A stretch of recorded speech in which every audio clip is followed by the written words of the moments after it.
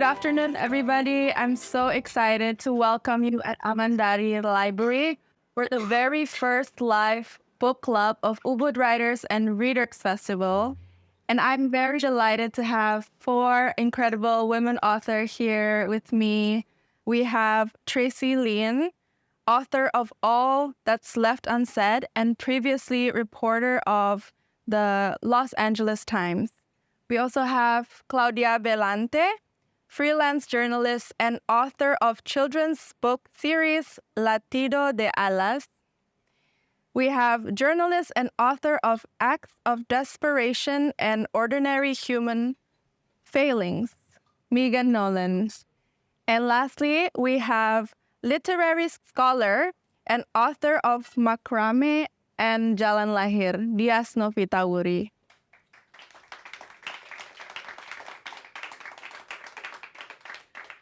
Today, we're just going to have a relaxed discussion on books, reading, and writing. Hopefully, it's going to be fun, but also impactful. So to start, do you want to tell us a little bit about your work and why you got into writing? Thank you. I started writing when I was probably 10 or something. But professionally, I started publishing short stories in 2012, and then my first book was published in 2017. The second book in Indonesian was published in 2021, and this year it's out in English globally. So if you're interested, please check it out. Yes, I cannot be compared with the others because I'm a journalist. So when I decided to write the series for children books, it was because I've just had my daughter, and I wanted to explain her all the different, beautiful, and also ugly stories that I found during my career. And I realized that I always write for adult people about adults, and I never wrote about children for children. So that was I wanted to do, but I'm not very good with the imagination, I suppose, and I also believe that the reality is more than fun, that any imagination that you can have. So what I found was look for stories of children in complex part of the world, and from them to make short stories with beautiful illustration, not made by me.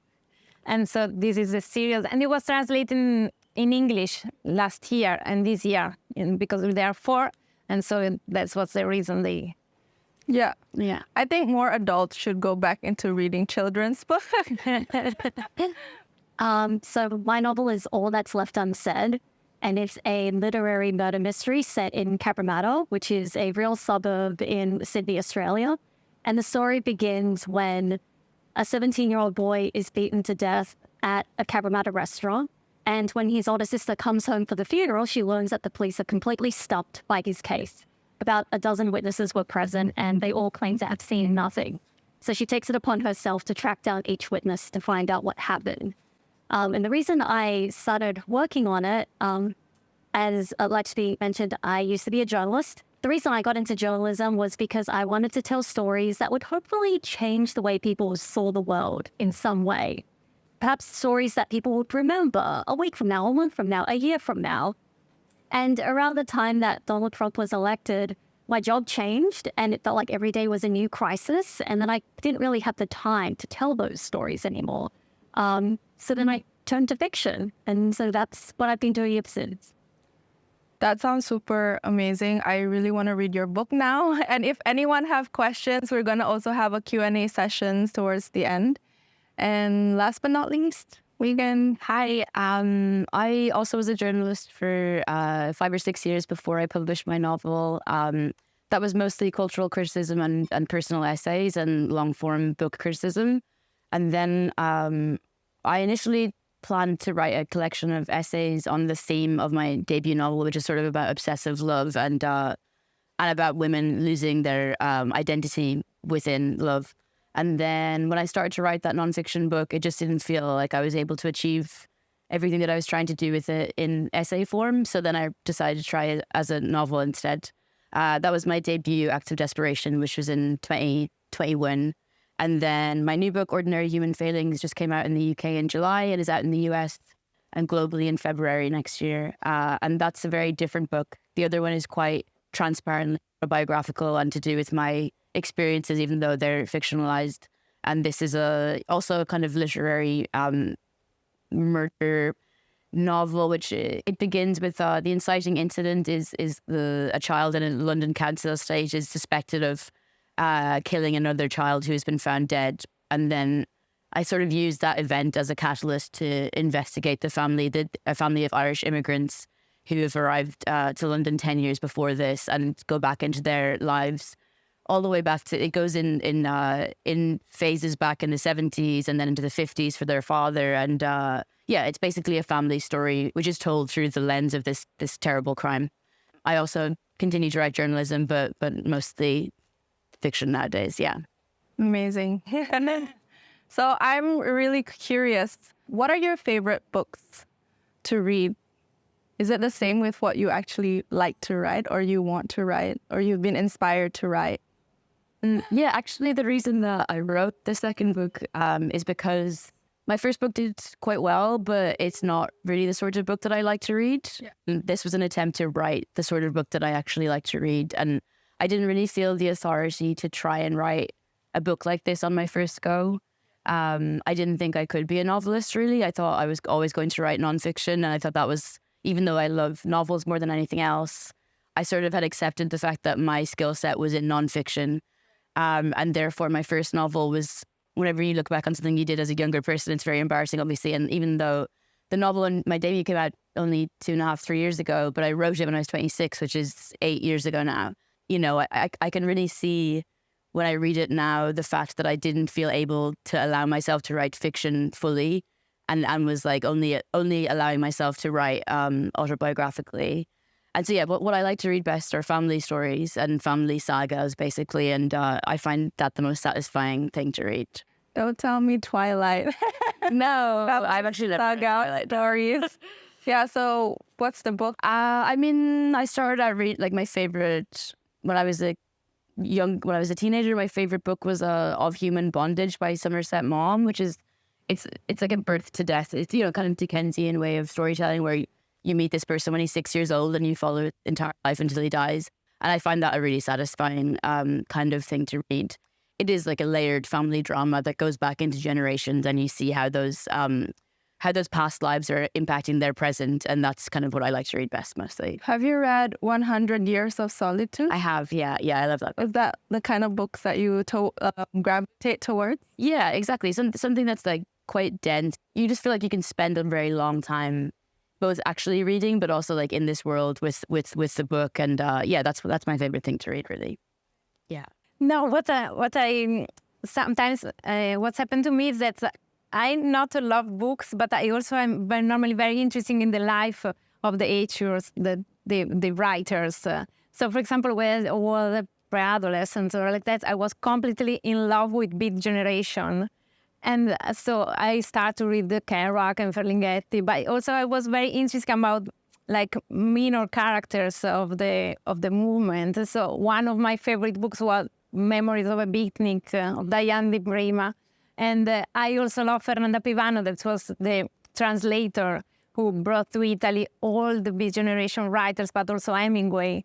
So, and later I fall in love again with the Mexico in the 20s. So, no, but not only the story of Diego Rivera and Frida Kahlo, but also I loved Naui Olin and Tina Modotti. And so it's something that for me it's important to know the context and to know the life of the writers more than with the books. So did that kind of inspire you to do a lot of work in South America, or was it because you were in South America that you became interested in reading about? I really don't know exactly when I started to be. Yes, because at the university there was like in the first year of the Erasmus program. So with the Erasmus program, I wanted to go to Barcelona. And when I went to Barcelona, because I was traveled to Barcelona before, and I fall in love with the city. So when I had the opportunity, and in that time I started to speak Spanish, and for me, like a journalist, it's easier to travel in places where I can understand a grandmother, like a very small kids, because I don't need translator or fixer. So in that time, I traveled to go to Spain, and then from Spain to yes, and my fascinating with Mexico maybe started when I was in that time, and with the first travel with friends. And then you started getting into the books. Yes, but I've never thought that I'm going to write books, really. Yeah. I always saw myself like a journalist. No, and later it's true that it's funny. And so now, for example, I'm finishing a graphic novel. But I don't know why I put myself in condition when I normally not, because I never wrote children's book and I decided to do that. And I've never write a graphic novel and say, why not? So it's... Perhaps that's similar to Tracey.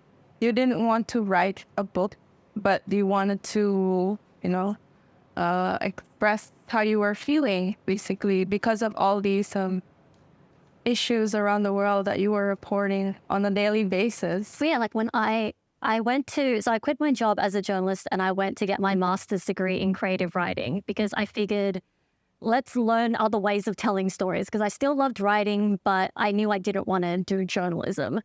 And in my first semester, I took a workshop, and that's where you write stories, you share it with your classmates, they read it, they give you feedback, you just keep doing it until you get better. And at the end of my first semester, a classmate said to me, are you writing a short story collection? And I said, I don't think so. Like, what makes you say that? And they said, well, you've submitted 4 stories this semester. They're all told from the point of view of young Asian girls living in a place called Cabramatta in the 90s. Seems pretty connected. And I was like, oh, I'm clearly circling something. What could it be?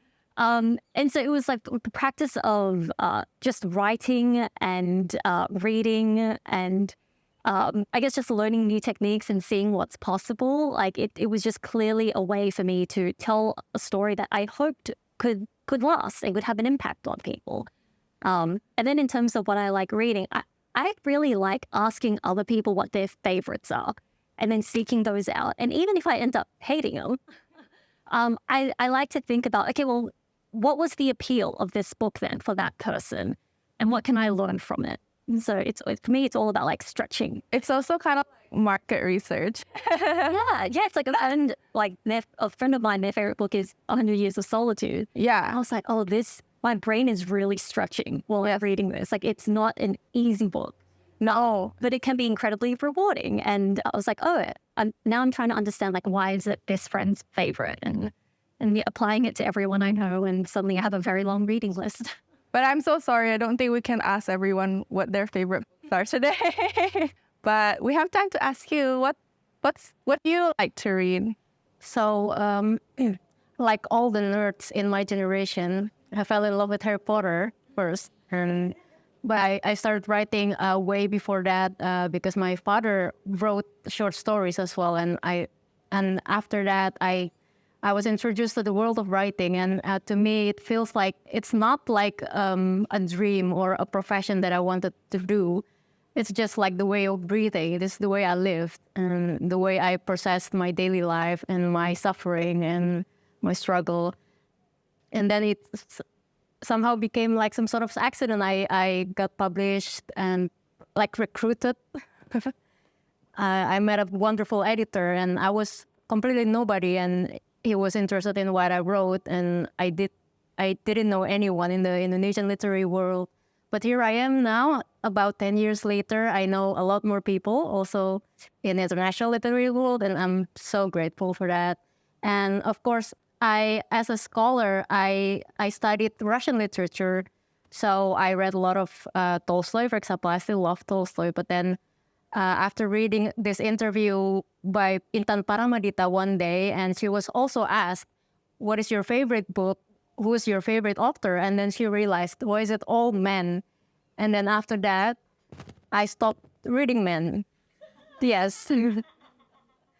So right now, I only read women, and I only buy women, unless, for example, Andre, because, well, he will be on panel with me, so I have to buy his book. He's a great writer anyway. But I made a conscious choice to only read and buy women as much as I can.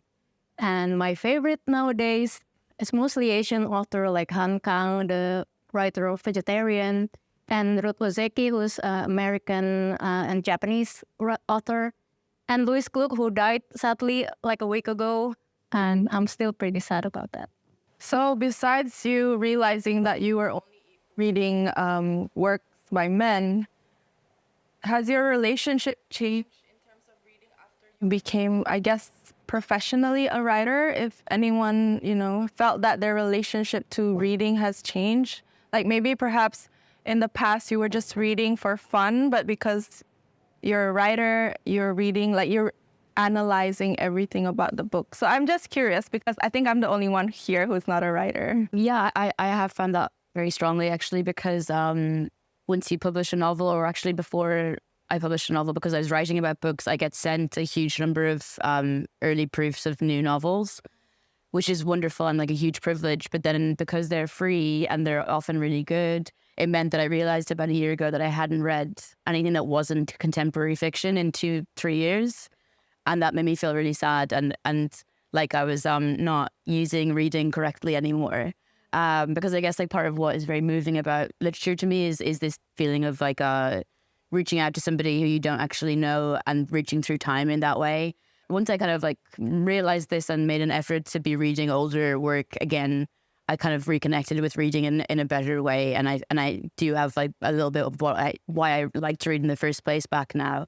And, like obviously I love contemporary fiction and that's mostly what I still read, but it's good to broaden out a little bit as well, obviously. Yeah. And what about you? No, to be honest, I don't think that the way I'm reading the books is different.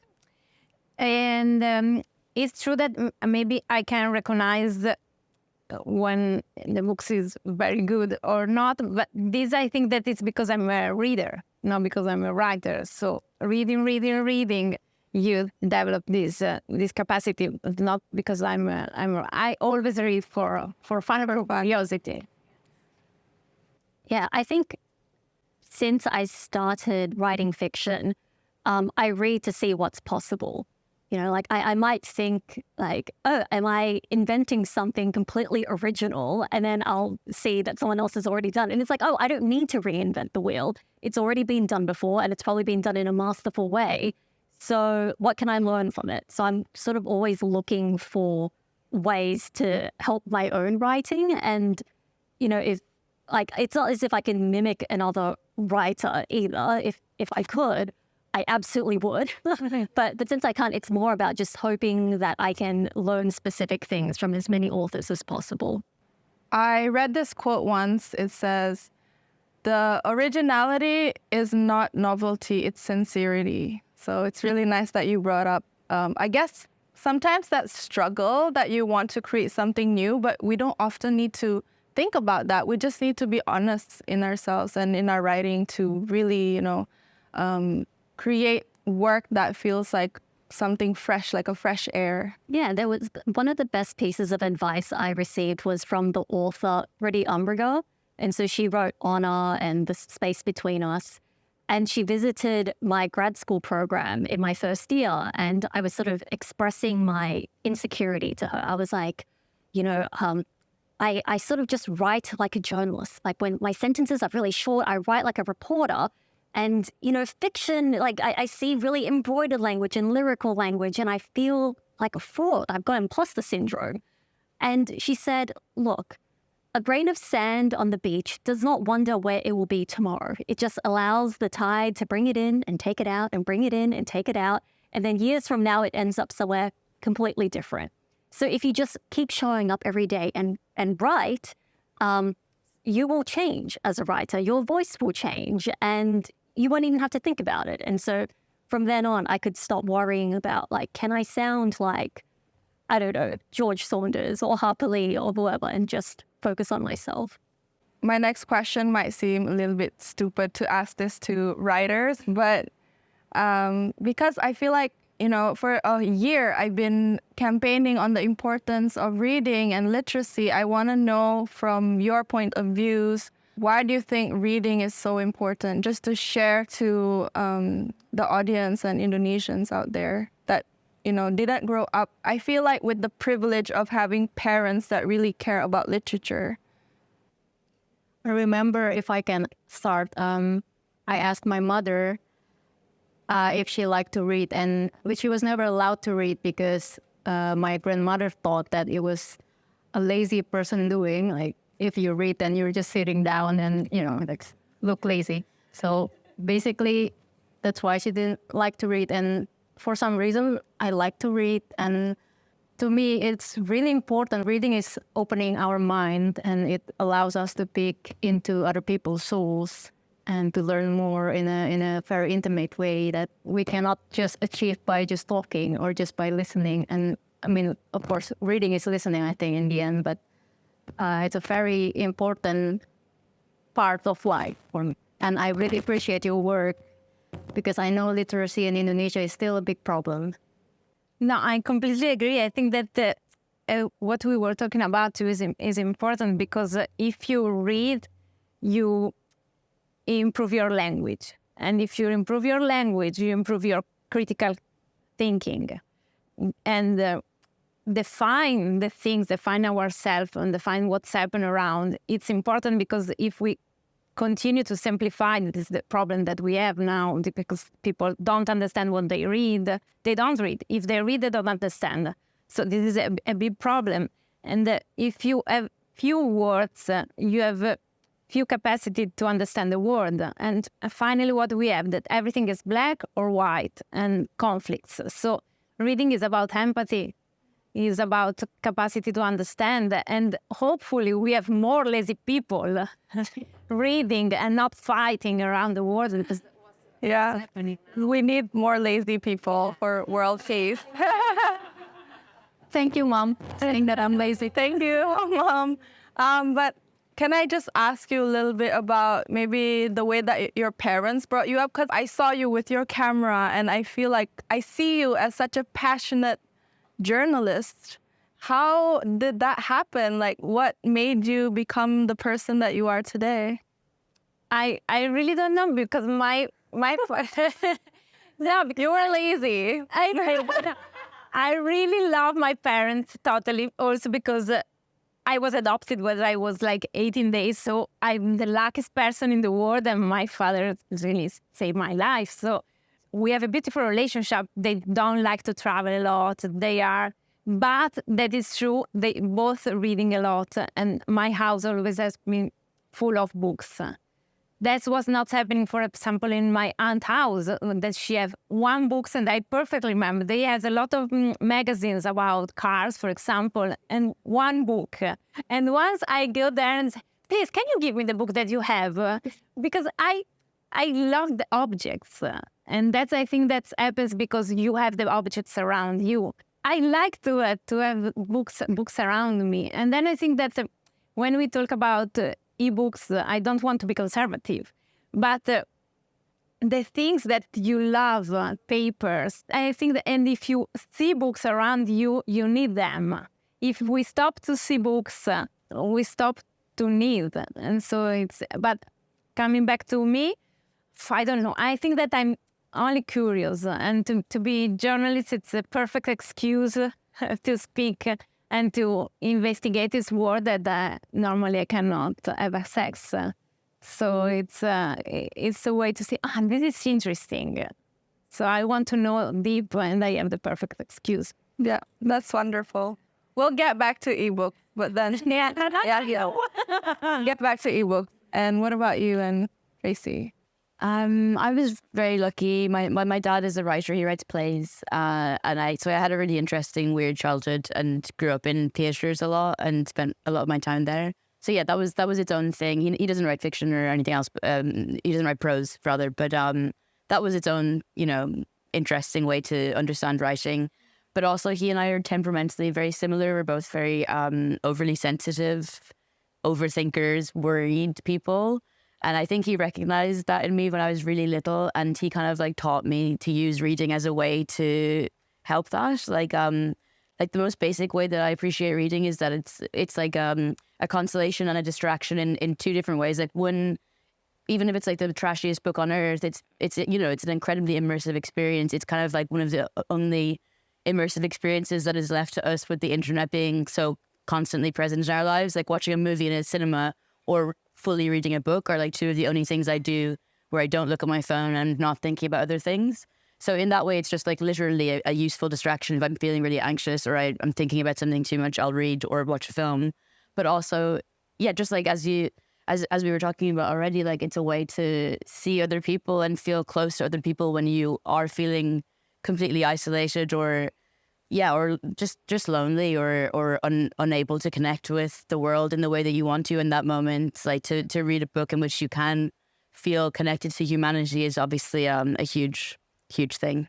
Yeah. Not only that words are actually healing, but they're also, I guess, an excuse and a tool for us to get away from, this saturation of content on social media.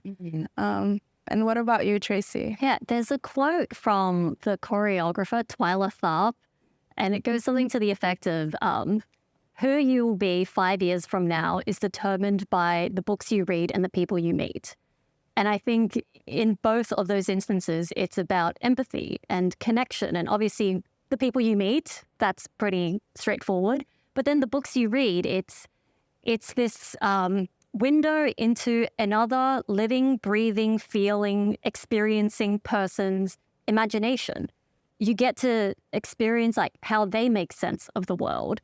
You get to sort of engage your imagination with theirs. And it's such an intimate act. So like the number of times I have read a book and have learned something new about the world that I previously felt very ignorant about. And it's such a safe and intimate way of doing it, right? Like the book is never going to yell at me. The book is never going to be like, oh, you dummy, I can't believe you didn't understand that, right? It'll just sort of like embrace me and be like, come in, let me show you this world. In the same way that like my novel, which is set in Cabramatta, at no point is the book going to be like, I can't believe you didn't know about the Asian Australian community, right? It's sort of like, Can swear sometimes. swearing, but it's not swearing at freedom, right? Yeah. And so in that sense, it's a way to learn in the most like empathetic. It's almost like being embraced in your brain. Yeah, I think that's such an interesting angle to look at because, books are entertaining, but education is also kind of like gives you a sense of that comfort. Like just by enriching your knowledge, you feel a little bit better about yourself and a little bit safer in the world, if that makes sense. Yeah. Yeah. Also, I think growing up with pretty limited resources, I like to read books because it was enabled me to travel to other places. Yeah. Very easy. Yeah, especially during COVID-19. We couldn't go anywhere, and the only way to travel was by reading or watching. And we missed a little bit about the part where maybe how you got so passionate about writing and reading, maybe how your parents brought you up. Oh, so I read very little when I was a kid. I loved TV and like trashy TV as well. Like I watched a lot of Judge Judy, Ricky Lake, like just the stuff that you would not really want your kids to watch. We're going that trashy. That's all for everybody. Yeah, the reason why I was so into it was because, okay, I loved storytelling and drama. And this was like low-hanging fruit, right? You turn on the TV and there's storytelling and drama. Is it good for you? Probably not. But it was there. And the reason why I didn't sort of give reading much of a chance when I was younger was because my school sort of taught a lot of books that I found inaccessible and unrelatable. I remember in high school, we did Shakespeare, we did Jane Austen, and as you might imagine, like a 15-year-old kid in suburban Australia, I'm like, really? Like this is not, I mean, if this is what books are, maybe books aren't for me. So that's what I had in my head. I think this might just not be for me. And so instead I went to magazines because magazines like Dolly or Girlfriend, those were for me. And it wasn't until my early 20s when I read, a friend recommended George Saunders' Civil War Land in Bad Decline. And I read that and I was like, oh my God, this book is so funny and it's so accessible. Like, what have I missed out on? And from that point, I like read obsessively. But I do think there is a book for everyone. And that could be your gateway. You just have to find your gateway. Yes, once you find that book that clicks, you can't put it down. Like, you feel like you're watching a really good series. You're just like sucked into their world. And once it finishes, we all get really depressed, right? Yeah. Actually, I have a question for Laksmi. Oh, you have a question for me? What is your favorite the contract? Just kidding. My favorite book, of course, it's Fragrant Rice by Janet De Neefe. I don't have one favorite book, but I always recommend people to read The Alchemist by Paulo Coelho just because it's such an easy read. I personally love that book. It's an easy read. It's easy to digest. It's enjoyable. It teaches you a lot about life. And I feel like a lot of my friends here in Indonesia, they don't really read. So to recommend something like that, it's I think perfect for beginners. And besides that, I love learning about things. I love history. So I really like Sapiens by Yuval Noah Harari. And what am I reading currently? I like autobiographies. I think as a reader, we can start by reading whatever we like. Nobody should judge you because you start reading Harry Potter, like I did, or anything, or I don't know, 50 Shades of Grey. I think it's your right, and it's just good to read. Harry Potter is great, and reading should be enjoyable. So, what are your maybe two books that you suggest? Oh my, it's really hard. Megan's book. It's really good. Megan's book. Yeah. I love Irish authors as well, but in the past I read a lot of Irish male authors, so I cannot say. I can say now. Cannot recommend anything. Another female Irish author who I'm working through her back catalogue at the moment is Anne Enright. I really love her a lot. I also mostly read men until I was in my 20s, and so yeah, I also didn't read that many Irish authors until I was in my 20s, and realized that my favorite authors were all sort of the exact same genre of popular literary American male authors like Franzen and Bret Easton Ellis and all these people who are, amazing. I do still love them, but they were very up a type. So yeah, Anne Enright was the first Irish woman author who I kind of she kind of changed my reading habits a lot. So I'm a big fan of hers. And her new one called The Wren is really amazing. And she has another one called Actress, which is set in the theatre world. So I have a special fondness for that. But yeah, Anne Enright is my favorite right now. Mm-hmm. Not Janet De Neefe. That's factor. You should check out more Indonesian books. Yeah, I was gonna ask Claudia, have you ever read an Indonesian No, or book by Indonesian? this is my fourth, but I'm very fascinating because I'm working in Ubud. I enter in libraries, so at the end of the trip, I promise that I will read something. Eka Kurniawan is Eka Kurniawan. I think if I can recommend 3 writers who are now here in this festival is Eka Kurniawan, Intan Paramadita, and Norman Eriksul Pasaribu and Dewi Lestari. It's just a very teeny tiny example. And they have been translated into English. So you should really read them. And Laksmi Pamuncak is also really good. What about you, Tracey? Do you have 2 books to recommend? I'll recommend something from Australia and something from America, since those are the 2 places I live in. So in Australia, it's a book that just came out this year. It's called The Collected Regrets of Clover by Mickey Brammer. And it follows a woman who is a death doula. So she's someone who helps people who are near the end of their lives, just process the fact that they are about to die. An incredibly life-affirming book. It's one of the lines I love from it is, to have a beautiful death, you have to live a beautiful life. And so it's one of those things where it's you will actually feel good even as you're reading about death. And then from the US, I would recommend anything by Ruth Ozeki. But my favorite from her is A Tale of the Time Being. Me too. It's incredible, crazy. And the voice is this young Japanese girl, and she's just electric. From the very opening line, she's just talking directly to you, and she just has a title. A Tale, is it A Tale for the Time Being? A Tale for the Time Being. A Tale for the Time Being. And one of a very unique thing in that book is she uses her own name, her husband's name, just everybody just uses real name, but obviously it's not, I mean, it's fiction. It's crazy fiction. So yeah, it's, I mean, the first book that takes this form that I read. Yeah, it's such an amazing experience. Yeah, so A Tale for the Time Being by Ruth Ozeki. So someone write that down. So I'm gonna. The Australian one is The Collected Regrets of Clover. The Collected Regrets of Clover. I think we're gonna make an Ubud Writers and Readers profile on Goodreads and then put all these books in there for people to read. Yeah. Yes, yes.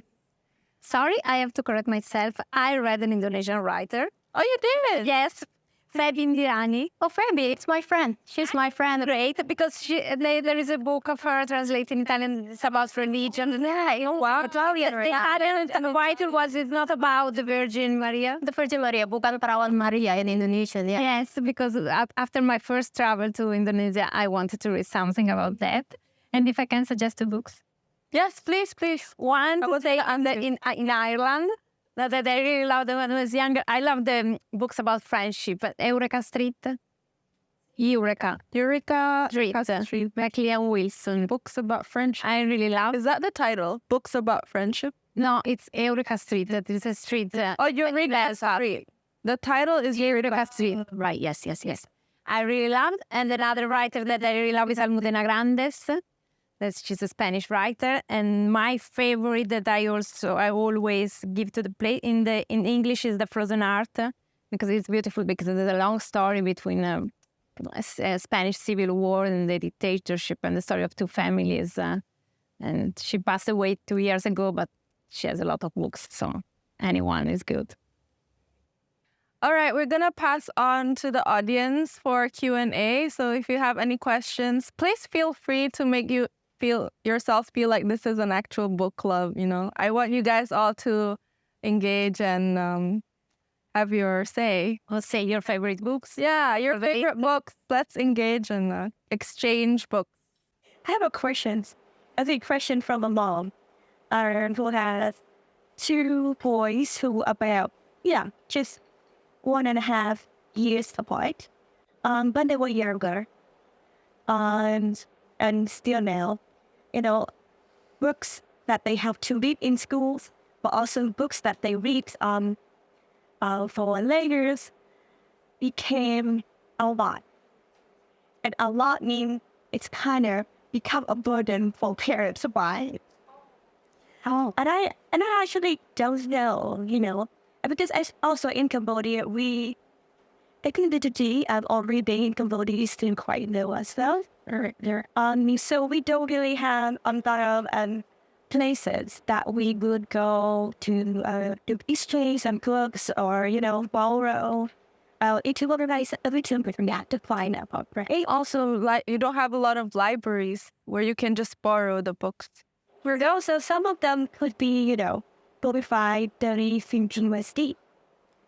And these boys read it overnight. And they said, well, later he's dead.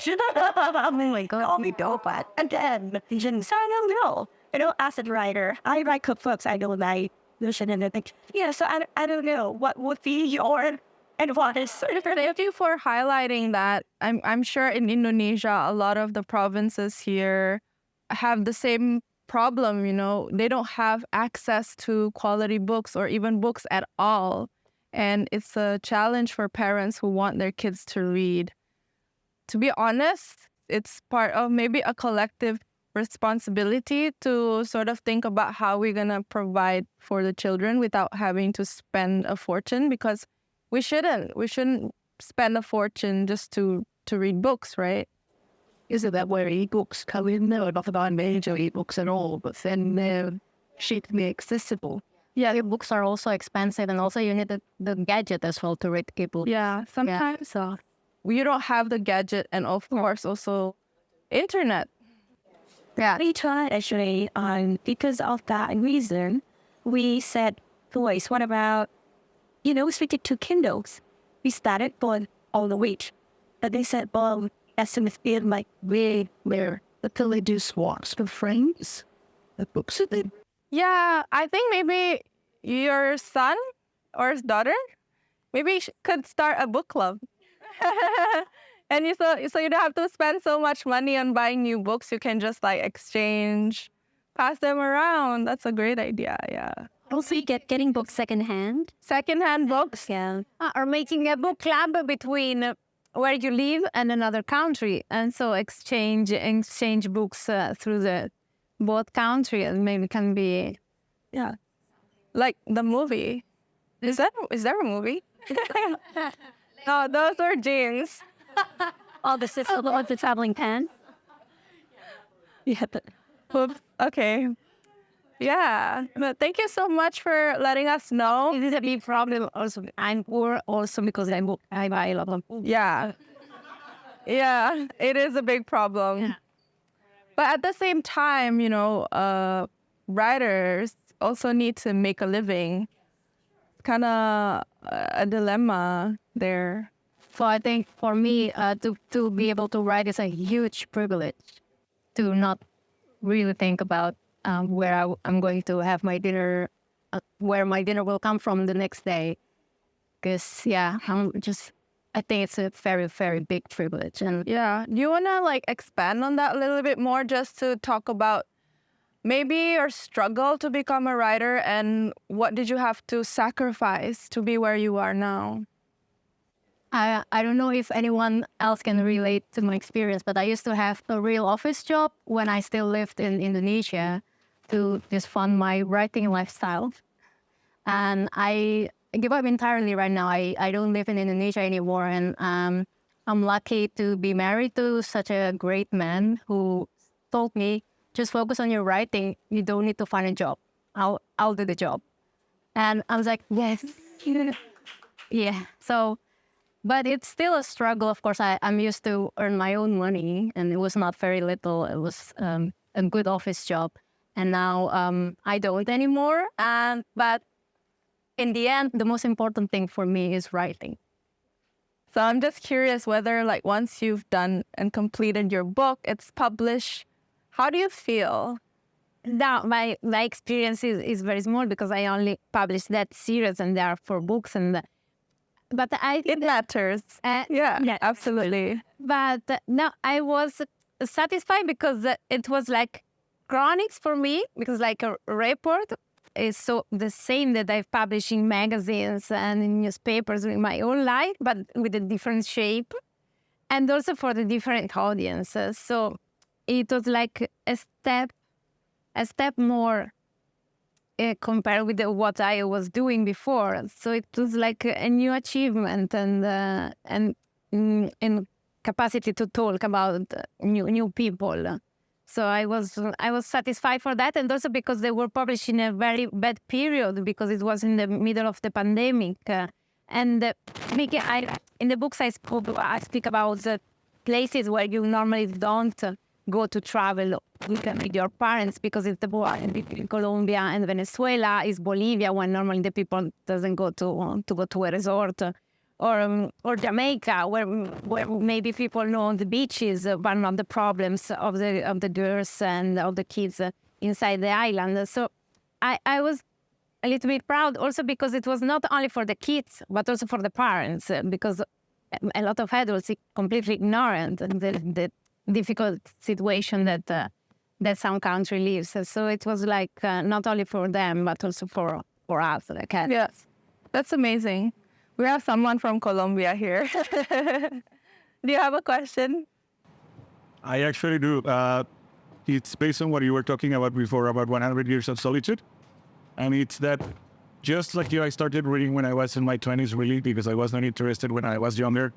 But then Gabo died in 2014, and I thought, because I work at the Embassy of Colombia, Jakarta, in cultural affairs, and I said, how can I promote culture if I don't really know this facet of our culture, right? So I started reading his work in English because that's how I found it here in Indonesia. And then I said to myself, I don't think this is right. I'll find the Spanish version. I got it. And I started reading it. And it was totally different. It was actually a book that is meant to be read in Spanish. and I'm impressed how popular it became in other languages, but in Spanish is totally different. And I was wondering if you guys have had your work translated to other languages, and you have the chance to speak those languages as well, and you have read your work in a different language, and what do you think about it? And it has been translated already. Yeah, what language did you write it? I wrote in a language that is not mine because I'm Italian, and I first wrote in Spanish. And then the version that they used for the English translation was the version that I wrote, and they just corrected and changed some words because my English is not perfect, of course. So, and they are very short stories. And so maybe the language is always mine because I wrote in my Spanish and I wrote in my English. But this is possible because they are very, very short. So I think that is completely different when you have your novel translated in another language. But the problem is maybe you don't speak the other language, so you don't. My book myself. Yes. I self-translated it, so Wow. yeah, I think I lost as little as possible. But I also worked with a translator before, Julia Winterflood, who also speaks in this festival. She translated like a little part of this book some years ago in 2020, I think, and we do it differently. And I think somebody said about her translation, comparing hers and mine, but in the end, to me, translation is a very crucial aspect in world literature so that, Cambodian literature is not only accessible to Cambodians, but everyone can read it.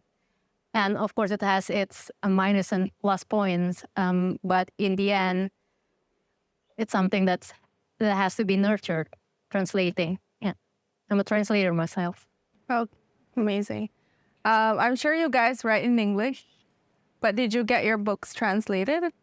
Yeah, my first book was in now 13 languages, which is like really moving to me. And yeah, it's like my favorite part of the whole thing probably is like receiving them in the post and seeing them and working with the translators. I really love it. And the only other language that I speak that I can actually read it in is French. And I hadn't really read a book in French since I was maybe 18 or 19. So like seeing it and reading it in French felt really nostalgic for all sorts of reasons. And I really enjoyed that. But actually, I find the most striking is like when it's a language that I have no relationship to, like so it's in Arabic, and I remember opening that and like seeing the format, like recognizing the format from my edition, like my English edition, and knowing what it said. But obviously, it's a language that I have no relationship to, and I love like visually, I love seeing that. It was really exciting. Yeah, You were like, I did not say that. No, but how did you decide what languages to translate your books into? or just like anyone who asked. Anyone who asked. And that's it. 14 people asked you. Yeah, just so they shop it around at things like Frankfurt Book Fair, and they try and like your agent tries to sell it to other territories once you're done with it, basically. Right. Yeah. That's super cool. Can't imagine how it feels to like see your actual writing in all these different characters. Yeah, and all the work that goes into it by the translators is very, very moving to me. And like they really, everyone that I worked with really, really cared about it. And yeah, just like the very specific questions they asked, I found really impressive that they were putting this much thought into things that if I was doing their job, probably would have easily skimmed over. And they're, really working with me intensively about the like minutiae of how to describe a certain kind of Irish shrubbery or something, Right. Yeah. Because you also have to put in like kind of your heart into translating, right? Because a lot of the words are difficult to translate. So you really have to feel the text and then translate it. What about you, Tracey? Yeah, so the only language in which I read and write is English, but my novel has been translated into Dutch and Romanian and Italian, and there's a Japanese edition coming, and German. And so I get to see it once it's already done, and I'm like, looks good, I know, like the interior copy could be like Twilight with just like one chapter of it, and I feel like, great. Yeah. That's hilarious. Yeah. Yeah, one question. Hi. Hi, my name is David. I have a question since we're talking about the books that we love. And sometimes like you said about Harry Potter being the book that we love. And, sometimes our relationship with the authors changes over time. And how how to mend the broken heart from, problematic authors that, the world we love so much. You guys are, I think, a bit readers as well. And have you ever experienced that in a way that you really love the work, but then, news coming out and, the authors problematic or like some mistakes or like doing something that not aligned with your own values? And how do you, cope with that type of love, but you hate that so much also? Yeah, I understand what you're saying about J.K. Rowling. I'm still trying to heal from that as well. And I love Narnia. And as a Muslim and a woman, I have problem with Narnia, a lot of problem. But I love it. I still read it, and I still love it very much, every word of it. So yeah, I'm still trying to find out how I do it, how I cope with that. Yeah, I don't know about you guys. There's a really good book called Monsters by a woman called Claire Deeter, which is all about this subject. I don't know if you've read that. But yeah, she deals with like the process of what it's like to be a fan of monstrous artists who are morally corrupt or bad people or troubled people or whatever. And I don't know there's like a simple solution to it, but yeah, I experienced a little bit of this in a very minor way when, as I said, I was like a big Bret Easton Ellis fan when I was a kid, and then I don't know, he took this like anti-woke turn about 5 or 6 years ago. I just found it very embarrassing more than anything else. I was like, oh, that guy who I thought was so cool is now just deeply embarrassing to me. But then he kind of, in my opinion, redeemed himself lately, and like that was really healing for me. But I really enjoyed his newest book, and he seems to have like laid that stuff aside, and I felt really good when I saw him speak live recently. But yeah, I mean, obviously, if you read, I don't know, the 20th century big American boy writers, a lot of them are they're not the best people, right? And yeah, I kind of like, I'm not going to stop myself enjoying them because I feel like that's doubly annoying. Then it's like you're a bad guy, and also I don't get to enjoy this book that I love, so I'm going to enjoy it,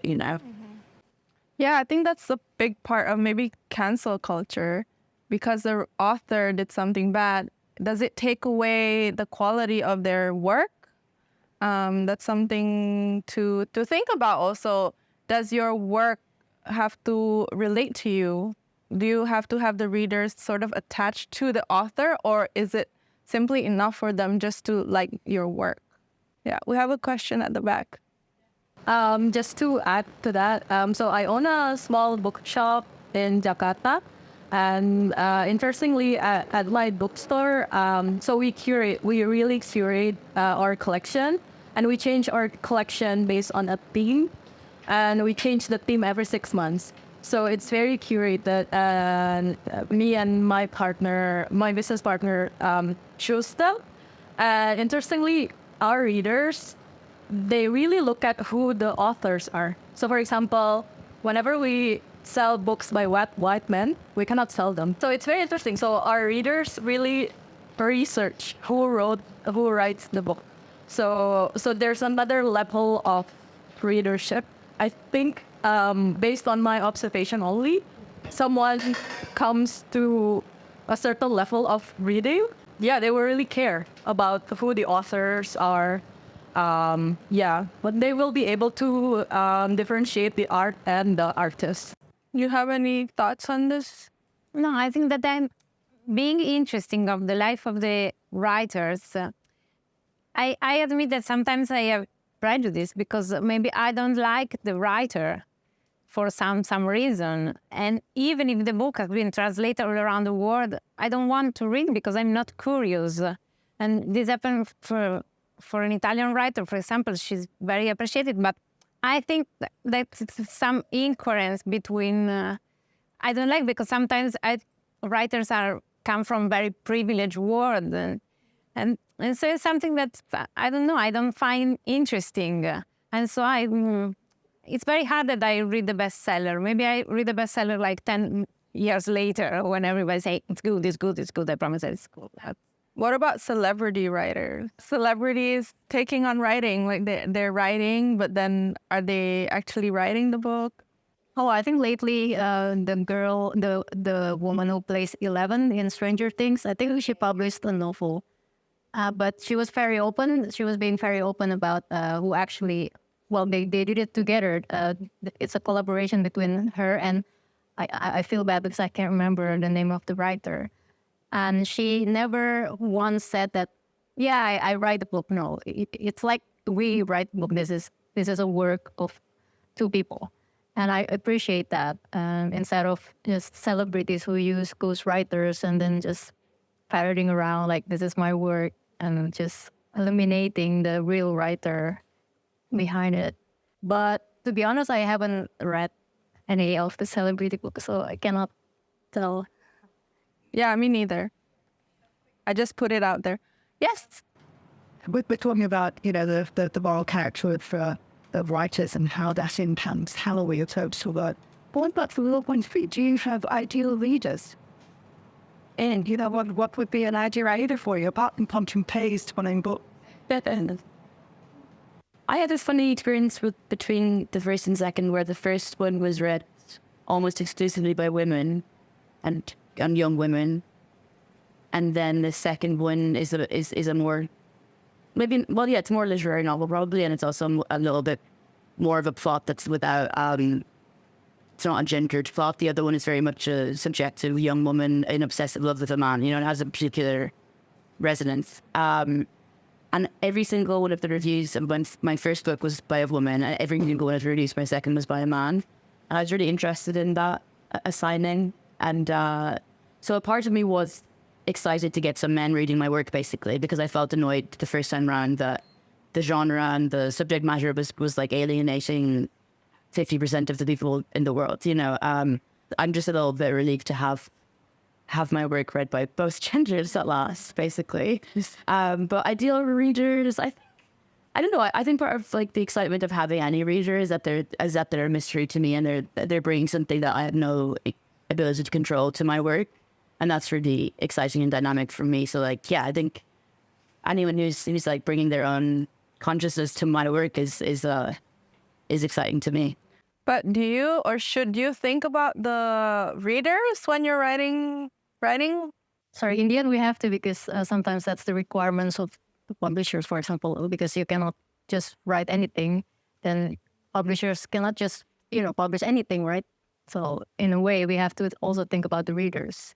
No, in my case, it's strange because I really thought not in all the kids, of course, yes, but I wanted that my books come back to the kids that are the main characters of my books, because they normally don't appear, because it's very hard that you read a book about a Bolivian wrestler or about kids who make synchronized swimming in Jamaica. So the idea of my books was to give them back their main stories through my mother's voice. So I'm happy to be here, because one of the stories is based in Indonesia, and it's very hard to bring the books in Indonesia, even more if they are in Spanish.